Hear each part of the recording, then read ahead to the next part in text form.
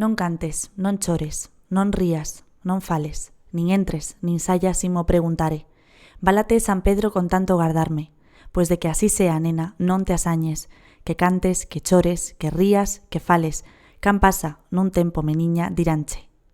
Rosalía de Castro escribía estes versos hai case un século e medio e se publicaban no seu libro Follas Novas, pero nun día como o de hoxe toman máis importancia que en ningún outro.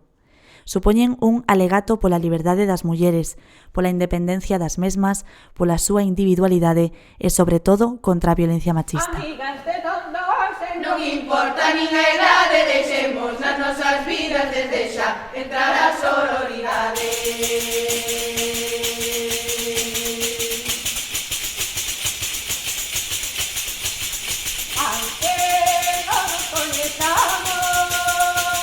Hoxe é o Día Internacional para a Eliminación da Violencia contra a Muller.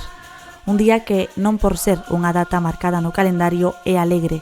É un día de conmemoración, de reivindicación e de movilización. Tamén de compañeirismo, de unión e de sororidade. É precisamente esta última a que dá nome á canción que escoitamos, unha composición impulsada polo CIM, o Centro de Información á Muller de Terras de Iria, na que colaboraron tamén as veciñas. Por que o Día contra a Violencia de Xénero é cada 25 de novembro? Por desgraza, o motivo, como deben estar imaginando, non é de ledicia, senón de injustiza. O 25 de novembro de 1960, as tres activistas e irmás Mirabal, Patria, Minerva e María Teresa foron asasinadas polo ditador Rafael Trujillo na República Dominicana. 39 anos despois, no 1999, a ONU deu carácter oficial a esta data. É por iso que cada ano conmemórase o seu asasinato denunciando a violencia de xénero en todas as súas variantes.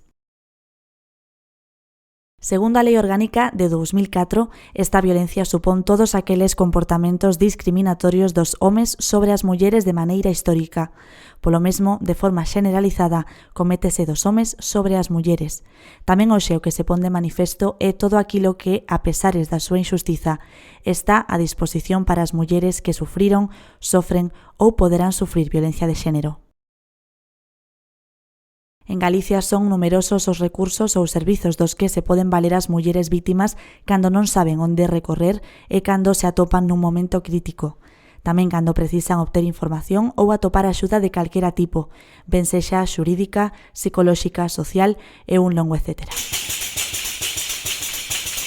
Amigas de outro hoxe non importa nin a idade, deixemos nas nosas vidas desde xa entrar a sororidade.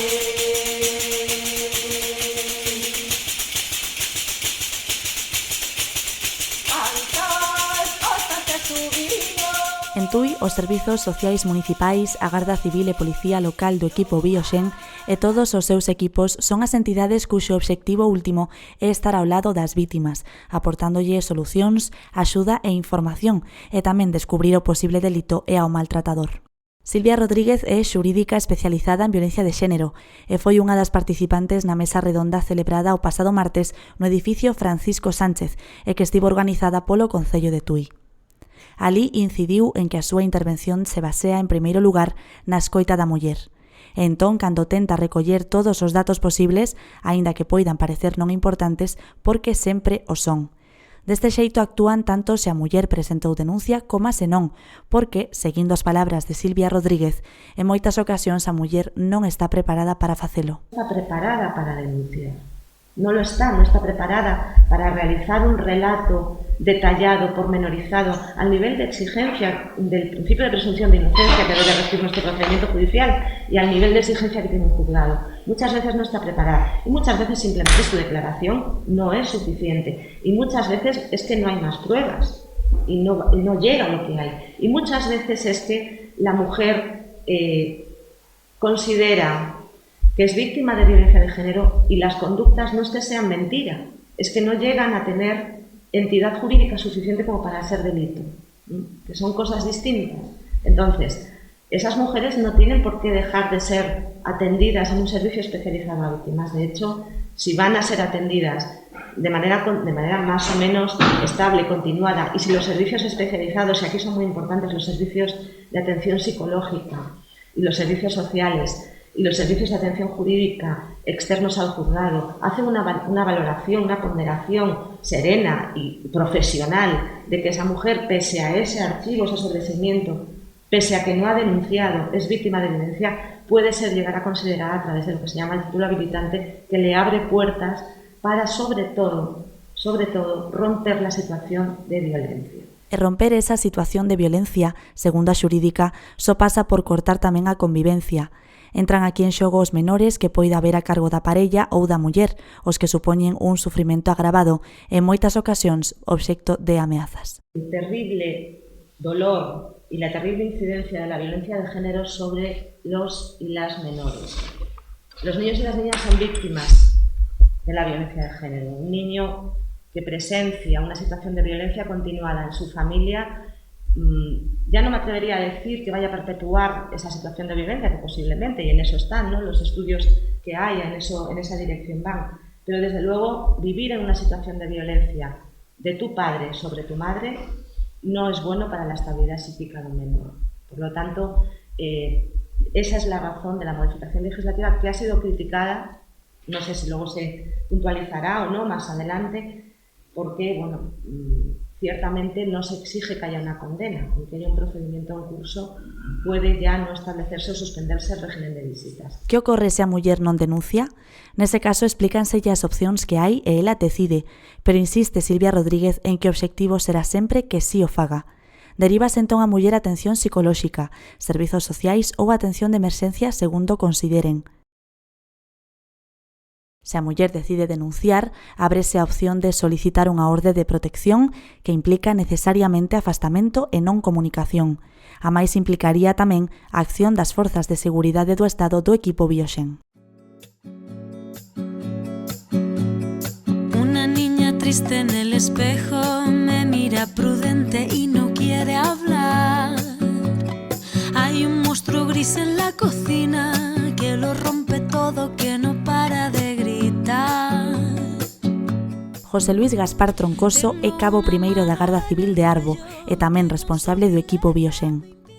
El explicou que foi en 2019 cando se creou este equipo especializado en violencia de xénero dentro da Garda Civil e se crea a compañía de Tui con 8 postos, en Arbo, en Cañiza, en Covelo, en Salvaterra, en Pontareas, en Tui, en Tomiño e na Guarda, que están cubertos por 7 axentes. ¿Qué hemos ganado con el equipo de Bioxen? Hemos ganado que estemos más coordinados, y me explico, más coordinados con los equipos CIN, tanto de Pontareas como La Guardia, estamos en contacto directamente con su delegación, con Manuela, que hay un contacto fluido y tal, necesidades, tal, que yo creo que es imprescindible, y después sobre todo con los servicios sociales de cada concello, policías locales que ahora se han adquirido, tanto Pontareas como tú, y han firmado un protocolo de La Guardia y de cooperación para que la mujer esté más protegida y tenga dónde dirigirse, y no, pues voy a la Guardia Civil y nada más.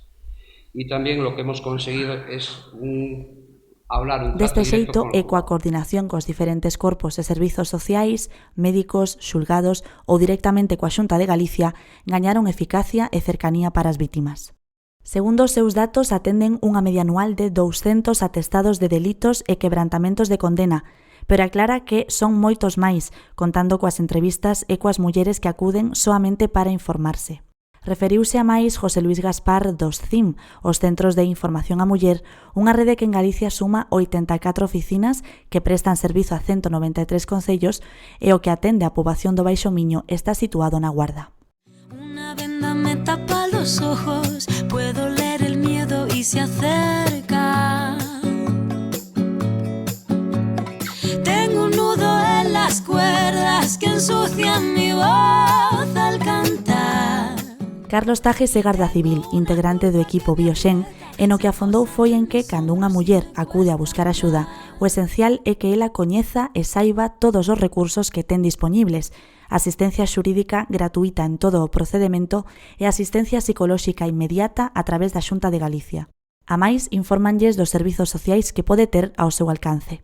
Cando realizan a solicitude de orde de protección, precisa que exista unha valoración de risco segundo 5 niveis. Una vez que salvamos estos escollos y es capaz de explicarnos cuál es su problemática, cuál es su problema, le hacemos una solicitud de orden de protección. Le explicamos un poquito más pormenorizadamente, como ha dicho Silvia, en qué consiste esa solicitud de orden de protección.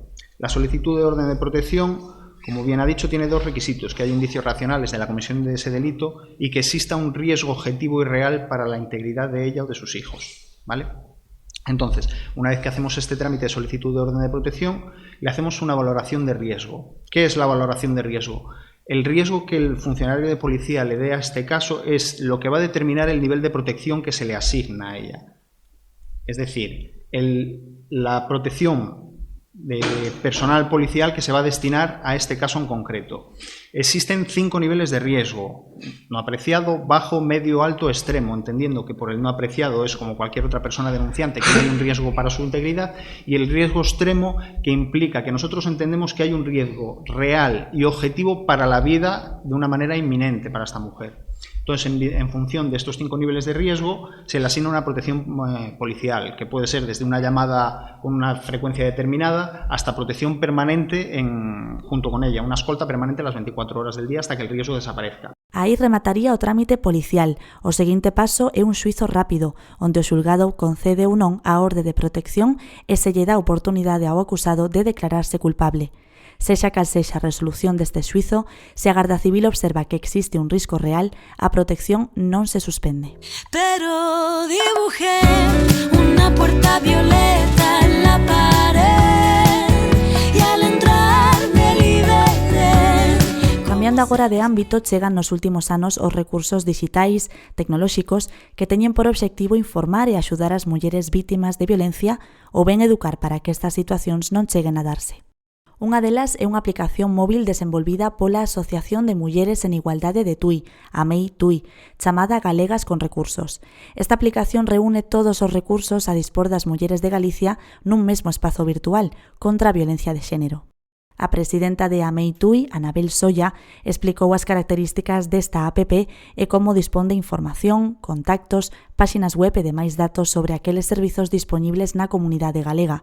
Esta aplicación pode descargarse gratuitamente en Play Store. A app Galegas con Recursos é unha aplicación que é unha guía de recursos fronte á violencia de xénero. É unha app onde están agrupadas todos os servicios e todos os recursos que se poden beneficiar as mulleres vítimas de violencia de xénero de Galicia. Están organizadas por diferentes áreas, é unha app moi áxil e intuitiva, onde priorizamos o acceso á información, evitando distraccións de tipo de imaxes e outro tipo de utilidades que poden ralentizar o servicio. É unha app totalmente segura que non guarda ningún tipo de información das mulleres ou das persoas que a soliciten. É unha app que está preparada para traballar tanto con persoas que se descarguen, persoas que queren utilizala para consultas, para información, para entidades que queren traballar con esa app para ofrecer recursos ás mulleres, ou pos profesionais que traballan coas mulleres vítimas de violencia de xénero, porque estar unha única ferramenta onde está todo agrupado poden indicarlle ás mulleres todo o que os recursos que teñen dunha maneira máis áxil e máis rápida. Deste xeito, é unha aplicación que non garda información das mulleres e que tamén permite facilitar consultas de entidades e incluso dos profesionais que traballan con esas vítimas de violencia de xénero para que poidan dispor da información dun xeito sinxelo e rápido.